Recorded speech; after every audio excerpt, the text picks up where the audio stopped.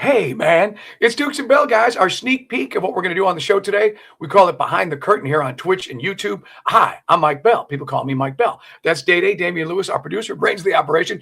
And in for the very long vacation in Carl Dukes, Abe Gordon, brains behind Andy Randy, and he'll be with me today.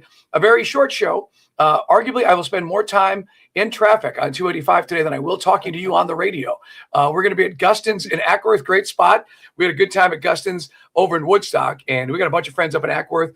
Every time we play Cobblestone, we're always hitting the streets up there. Can't wait, Abe, to get to Gustin's 2 to 4 with Miller Lite. Miller Lite will have all sorts of cool swag and goodies, everything from shirts and hats and koozies. So come on down and join the party, pal. Gustin's in Ackworth, 2 to 4.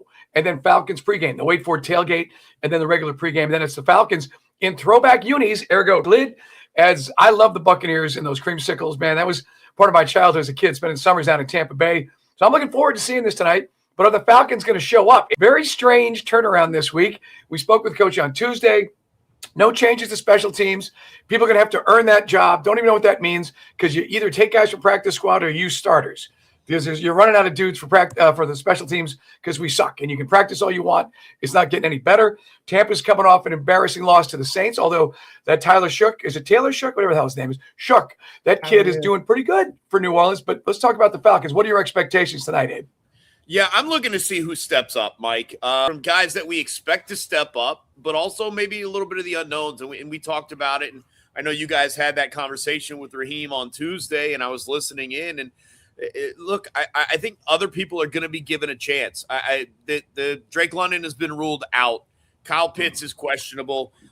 You're still looking for something in the pass game because Darnell Mooney clearly is not getting it done. David Sills right now, unfortunately, given his chance, has not been getting it done. So you've seen a little bit from Drummond, and I know some people have spotlighted him since the loss a week ago. But I just want to see someone show something. I've stuck it in my head, Mike, that there's some sort of hidden gem somewhere on this roster that maybe we'll discover tonight. And I know there's been a little bit of, hey, Chris Blair is going to be given a chance tonight. Like, I don't know. Right. Like Jalen Johnson was in the G League 2.5 years ago, right? And now he's like an all-star, one of the top 30 players in the NBA. Like, I'm hoping there's just someone down the roster that, well, in practice, he doesn't look – and in the game, he finds a way to get open. He makes tough catches, whatever. I'm just looking for something to give me a reason to be a little excited because as you guys have talked about, the season's gone. The playoffs are gone. You don't have Michael Penix in there to kind of see what he can give you. And so a lot of this stuff you're seeing right now largely isn't going to carry over to next season. So I want something maybe I can get excited about carrying over. Day brought up earlier this week that maybe the piece that Raheem seems to have in some interviews with us is perhaps – buoyed by Arthur Blank's support of him, and that maybe he's going to be back next year. I think that's the wrong move.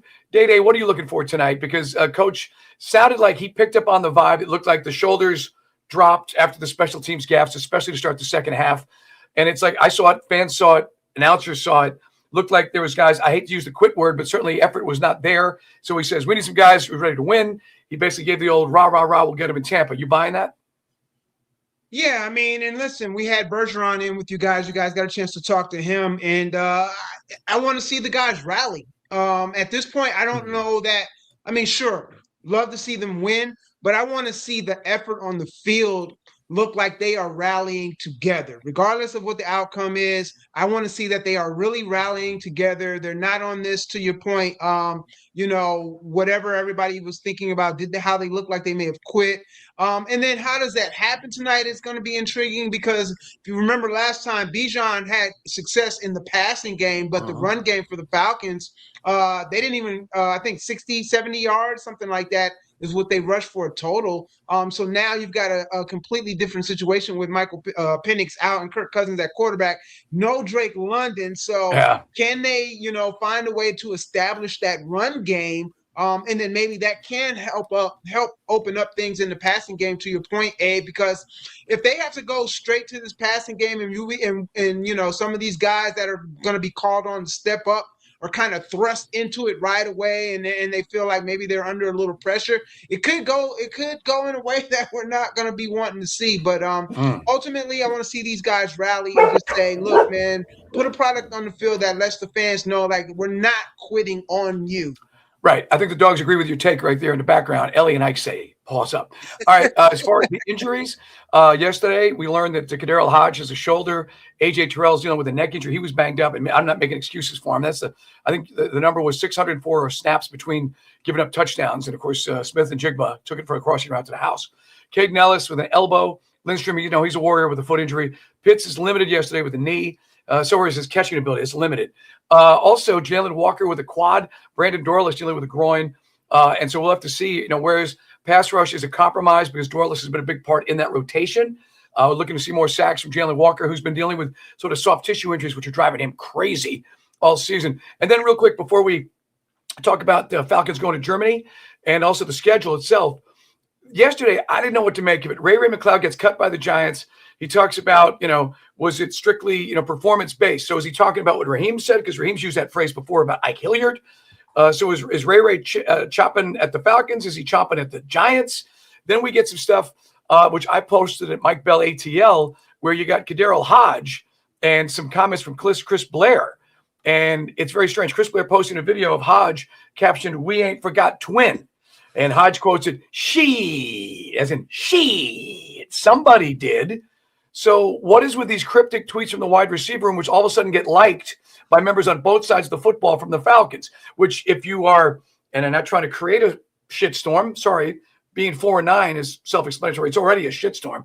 Are the players not only not buying into Raheem Morris, now they're agreeing with shots being taken to the coaching staff? I view these as two separate incidents, and I understand they're both social media things, and they kind of come within a couple of hours of each other.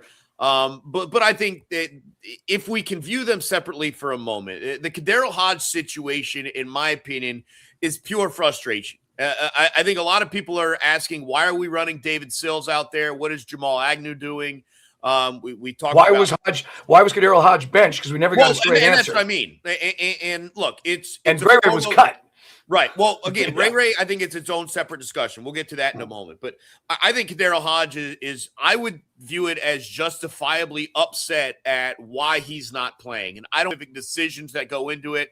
Is it performance-based? Is it professionalism? Is there personnel matters? I don't know exactly private discussions, what's going on. But I do know that I sit there and we think a year ago to Kirk Cousins throwing for 509 yards and KhaDarel Hodge having – 54-yard touchdown in overtime to win the game.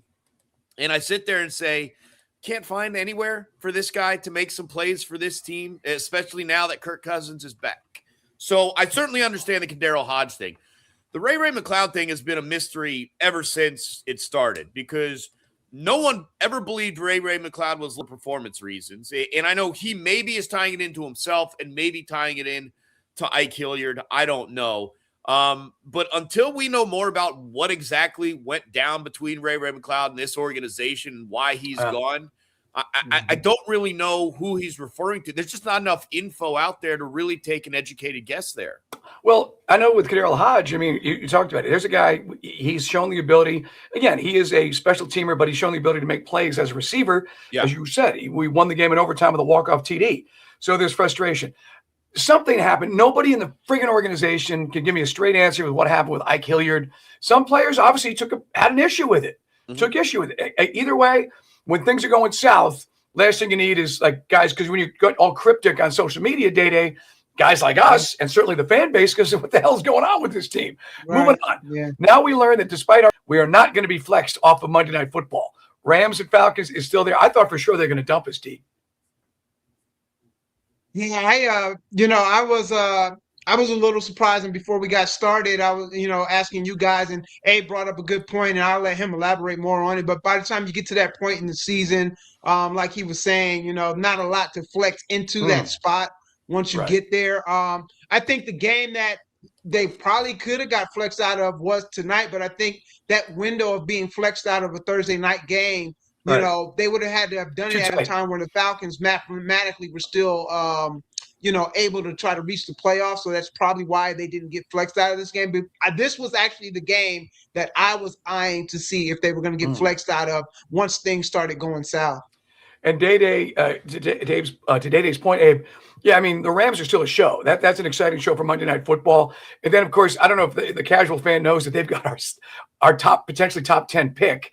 I don't know where it's going to be. What is it, a 6th pick overall right now, I think, from us? I think it was, last I saw, it was 8, but I was going to say 9 or 8, right? Yeah. Keep losing. Because couple hours from now, it might go up to 6. Right. And then we also found out, and this is something we heard from I talked to an NFL person, not a Falcon person, in Berlin when I was over there at the game, that they thought we were coming back. And we now know we're in the international schedule. And because every team they got sort of like zones that they're affiliated with, we're affiliated with Germany. And I told you, I met a ton of Falcon fans that are Germans that actually have Falcon bars and everything. And so it looks like, if my spidey sense is right, this hasn't been confirmed by the NFL or the Falcons. I think we're going to be in Munich. And Abe, what makes this so exciting? I know it's not an easy ticket or it's cheap for a lot of fans. It's friggin' Oktoberfest. So whoever the quarterback is next year, if it's Jimmy Garoppolo or Michael Penix Jr. or Russell, Mr. Unlimited, my ass is going to be at Oktoberfest, eating some big-ass pretzels, sucking down some brew, papa. I'm in, man. I'm stoked. Yeah, so we don't have the date, location, time, or opponent, but I had the same read as you, Mike, and I think the term is international marketing rights, and I think that's where the Falcons are aligned with Germany. So go back. First, and Germany, we are aligned with the Falcons. We learned earlier in the day there are going to be 2 games in Munich next season. A couple hours later, we learn, unrelated potentially, that the Falcons have an international game where they will be serving as the home team. I put 2 and 2 together, same as you did, Mike. I'm like, it has to be this team going back to Germany, going back to Munich. And if it falls during Oktoberfest, I mean, even more reason to get after it. But I think it's cool. I know not everyone loves, certainly those who have tickets, giving up the home game, and they got to make up for that and figure all that stuff. I still think going overseas and playing games is pretty cool. So I'm looking forward to it. Anybody who was lucky enough to make that trip, and I met so many Falcon fans. We had a great time over there. We had a ball, and Falcon fans had a blast. Falcons will probably have another special travel option for those. And speaking of travel options, Delta, let's get ahead of this. Let's not, how about a deal, okay? How about a couple extra flights to Munich and a price point that doesn't rate people? Can't use that phrase anymore. I know Day-Day. Every time I say anything that's cringeworthy, the cringe comes up there. But let's keep that price point workable. Thank you. All right, man. No way to segue to this one, especially off that comment, into what happened at Michigan. And we were on the air at 4:00 yesterday, got done with the Christmas party, and I was like, holy shnikes. When the Sharon Moore thing broke, I'm like, you got to be kidding me. And then more and more pieces of information come out. So 2 separate incidents. Michigan does their own internal investigation, and they find out that he's having an alleged affair with a staffer. The staffer happens to be the daughter of a Chicago Bears coach. You've already seen some of the photos of all that. And then once the information is released by Michigan, he's alleged to have had a discussion or argument with his wife, and then got in his car and drove it over to the woman he was alleged to have the affair with, and alleged to have had a knife to his throat, threatened to kill himself. All this alleged. So either way, it's an unmitigated disaster. Firstly, for the guy's personal life, but for Michigan football, Michigan fans, and purely Day-Day and from a football standpoint, at the worst possible time. Because who are you going to go get as your coach? They have an interim coach from the staff. Immediately, Alabama fans go, wait a minute, because Kalen DeBoer's name gets linked to it. But my God, can you think of anything crazier than the last 4 years with Michigan? The scandal, which the NCAA does an investigation on, a total slap on the wrist with Harbaugh. They win a natty, get a coach they feel pretty good about, and then he gets run out over this nonsense.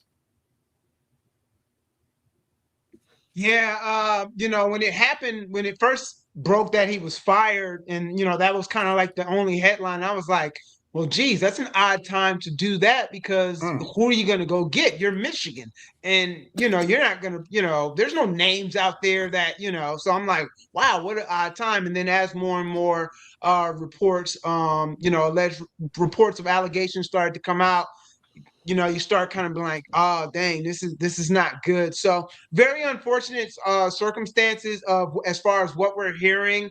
It's going to be interesting to see what Michigan can do in regards to, hiring his replacement. I know, like you said, Kalen DeBoer's name came up. And when I first heard people say Kalen DeBoer, and I actually was like, well, what if it's not Kalen that they're interested in? What if it's Ryan Grubb? Right. He was in the OC, NFL and then came back to DeBoer. You're right. You know what I'm saying? What if maybe he's kind of actually the target and maybe just people are just kind of assuming automatic? Because, I mean, if you're Kalen DeBoer, are you really going to, unless Alabama just fired you, are you really going to leave at this time? You're just starting to turn the ship a little bit. You just missed the playoffs last year. You get in this year, so would this be the time to make that move if you're Kalen DeBoer, so it'll be interesting to see, where they're able to turn to. I do like, Manny Diaz at Duke. I know his name has been kind of tied to it. I do like seeing him maybe try to make that move if they were seriously interested in him. Because he's kind of resurrected his career after the time down in Florida, right? Yeah. Miami, Abe. That's conference champion Manny Diaz. Just get it right, Look, it was interesting because I think we were all kind of saw the news probably around the same time as it broke, and the first comment I saw was just fired. I'm like, this is clearly with cause. There's no way they're just giving him the act. And so and then I'm like, all right, 20 minutes. How long do I have to wait to figure out? Is this with cause and exactly what the cause? Because Mike, sometimes we go through and they're going to fire with cause and we don't find out for months what the cause theoretically is. We found out yesterday. I mean, a couple hours within the news first breaking, what the allegations are and what the investigation believes they found. And so we'll go from there. I'm interested as well because you're right. The timeline's so scuffed because all of the big jobs have been filled. Right. Does the coaching carousel spin multiple places because of this, or is it only spinning at one real place? And maybe it's a coordinator they get, something like a Grubb, like you mentioned, stuff like that. I'm fascinated. Yeah. It's just like I said, and I said to Day, just before the show, I just hate this for the guy because obviously his life is in a spiral right now, and you hope that number one, mental health wise, he gets it together. But I mean, all the jokes and everybody's just, it is what it is. It's just it's a salacious sex scandal, at one of the biggest programs in college sports. And you're like, oh man, what? There's a certain thing that's undefeated, guys, and it remains that way. All right, man. Segueing to the Bravos, saw this last night after we got off the radio. Didn't really understand it at first. Is it just simply a depth issue? Can Acuna DH more? Why is Yaz here? A $23 million deal for Yastrzemski's grandson, Mike, most notably best part of his career with the Giants, and a guy that I guess – is certainly a solid fielder. The bat has been inconsistent, Abe. What did you make of the Braves move? Because it breaks down to like $9 million, and there's like 10, and there's a $7 million option the third year. Yeah, and it feels like it's trying to be a super utility knife, and I mean that from a variety of aspects. Can play the field, obviously. Some of the concern might be around Sean Murphy and how quickly he returns from injury. If you use Drake Baldwin specifically as catcher early on in the season, who is your DH? And could you use Acuna there in instances? Could you use whatever? Would you use Profar as a DH and maybe put Yaz out in the field to boost your defense in moments? So I think they're trying to do it's not cheap, right? It's not a cheap solve. It's not duct tape, but it's obviously not a high price bat either. So I think they're trying to find a little middle ground where he can give you some flexibility with your lineup and your offense as well. In the case that maybe Sean Murphy's recovery is not going as great, in the case that you want to give Acuna a couple of days at DH just to keep him as fresh as possible. And honestly, the same thing with Profar, if you're going through some scuffs with him defensively. So I think it solves it doesn't solve anything. I think it serves a couple of purposes. We'll see how it works out. This guy had a huge future, a real bright future, and it's kind of settled and faded a little bit. The bat is kind of tailed off. We'll get into it today, guys. We'll be at Gustin's in Ackworth. I've got to wrap this up, Data. My wife has got the thermostat set at like 80. I was sweating like Ted Stryker in Airplane. I'm upstairs, and all the heat, in the house comes up. Her office is downstairs, so I've got my man. It's not a man cave; it's actually a man loft. And I'm sitting there listening to Abe. I'm like, please stop talking. Please stop talking. As I'm just like, I'm dying. So Gustin's today, we'll get you ready for Falcons. We'll talk about everything we just touched on. We'll get more expansive on the Braves because still think you got to get some frontline pitching. Pitching market's coming down, but we don't talk to Scott Boras, so I'm not sure where that's going to go. Get Abe's take on that Alonso contract with the Orioles as the Mets are kind of doing a hard reset too. Day, who do we got today? Who's on the show? Oh, today, Thursday, it's just us, guys. 2-hour That's it. show, so we got a shorty. We're going to do a mashup of Guy Talk and Day Day's Yeah Man. So it's Yeah Man Talk, and that'll be coming up around 3:20. So it's who was it? Teddy KGB said in Rounders, Abe, like a young man coming in for a quickie. You will feel so unsatisfied. No, we will satisfy you with some really hot takes and fun and great food and good bar scene at Gustin's. So if you're up there by the lake, come and see us in Ackworth, and I'll be on there 2 to 4 right here on 92.9 The Game. Thanks for watching.